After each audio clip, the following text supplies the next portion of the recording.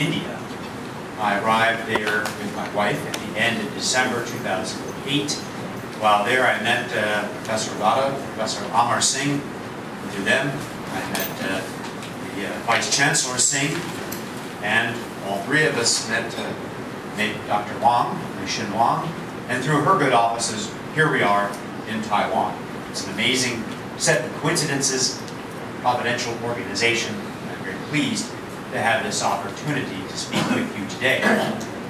My topic is not the substance of intellectual property, but rather the means by which I think intellectual property can best be taught to law students. However, I'm speaking of my own context, law students in America, where, as you may know, law is pursued as a graduate degree. In other words, one must have already received a four-year undergraduate degree in any topic before applying to be accepted as a student in American law school, which proceeds for 3 years and culminates in the Juris Doctor degree.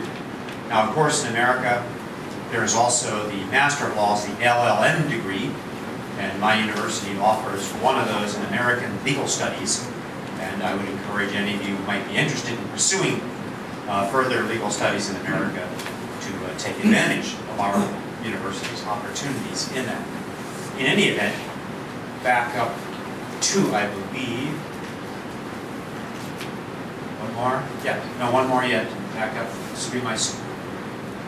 Well, in any event, I'm not sure they're in the correct order on the projections. They are, however, in the handout. So I will be talking about them in the order they are here in your materials.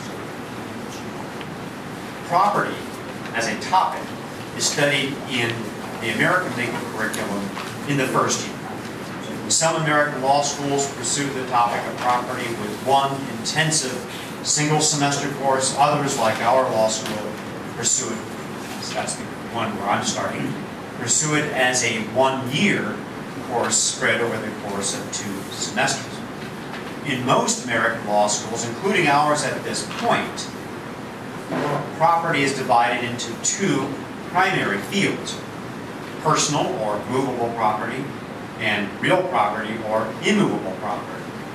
It's my position, along with other members of my faculty who teach in the field of intellectual property, that that is a mistake, and that portion of that first-year curriculum should be devoted to intellectual property, as well as the traditional personal, movable, real, immovable property topics. A few words that we would give at my law university, at least, at the outset of any course in the study of property, is the nature of property itself. And we have already heard, underlying some of the preceding discussions here, the fact that the underlying nature of property is one that's contested. The American system is clearly based on the idea, which not all accept, but nonetheless based on the idea that property is a natural right that in fact precedes the organization of civil political society, and following the English philosopher John Locke and others, our founding fathers believed, the drafters of our Constitution asserted, that the function, or at least one of the functions, of civil or political government was to protect natural rights, including the right to property. Well, that understanding motivates and animates the American understanding of property generally. And it certainly underlies the American understanding of movable and immovable property. But what about intellectual property? That, I think, is on perhaps the second page of my slides, the 4th slide, where it's titled Nature of Intellectual Property, where I have a reference to the Constitution of the United States. And it's interesting. Our Constitution says nothing about movable property. Our Constitution says nothing about immovable property. Our Constitution has reference only to, not by term, but by concept, to intellectual property. Again, that's because the founders of America believed that the right of ownership of real estate and personal property was pre-political, and therefore did not need to be addressed in our Constitution. But they believed that the regime of intellectual property was indeed a political, civil creation, therefore it needed a constitutional basis. So we see in Section 8 of Article 1. Article 1 of the American Constitution deals with our legislative powers.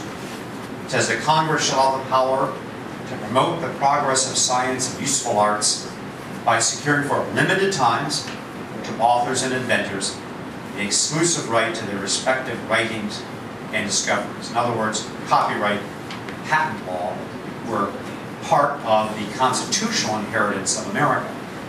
But note here the purpose described in our Constitution for recognizing these two elements of intellectual property: to promote progress of science and the useful arts. In other words, intellectual property serves a utilitarian, a wealth-maximizing function under the American constitutional understanding. Now, I'm not here to argue that the American constitutional understanding is absolutely or necessarily correct. But I think it's important that we understand what is the nature of the American perspective on property, because that comes to fore in the negotiations with respect to international treaties. And unless one understands the position of one's adversaries, if that's what they are, one is not in a good position to be able to advocate for one's own interests. Well, in the interests of all of us, which is time, I'm going to skip over those slides in which I had some further discussion about the American understanding of personal property, what you might call movable property, and what American regime is immovable or real property. And I want to focus on the third part of what I believe should be the initial first-year legal curriculum, intellectual property. And that is on the, if you're following along, the fourth page of my pre-printed slides, the top one, intellectual property, under which there are 5 bullet points. Notice here that my list, my bullet point list of intellectual property exceeds the constitutional regime of only 2 points, which is copyright and patent. My list of intellectual property includes unfair competition, which is today incorporated by statute in the American antitrust laws, in other nations often called competition laws. Trademark, which has existed for some time, and misappropriation of intangible values such as trade secrets, and the relatively recently recognized right of publicity and persona. In other words, if I'm a famous actor or actress, I have certain rights in my image, in my very personhood, which is now permitted by American law at least to be commodified and protected from use by others. And then the traditional topics of copyright and patent. I list these here because these represent the 5 leading elements of the broad topic of intellectual property under American law. I cannot speak to the extent to which they are part of the understanding of the broad topic of intellectual property in Taiwan. The next slide I have speaks with a heading, the constant pressure toward horizontal expansion of rights. This pertains to something that was part of the previous 2 talks, that is more and more elements of social life are being commodified and protected through the technique of intellectual property. This indeed is apparently an inevitable part of the capitalist market system. One needs to be aware of that. Whether one fully agrees with that direction is, at this point, beside the point. One needs to understand that. And there's some other secondary topics there I will skip over to proceed to the next slide, which have 2 points. Expansion of temporal duration, and then I'll skip over the last point. Expansion of temporal duration. if you remember,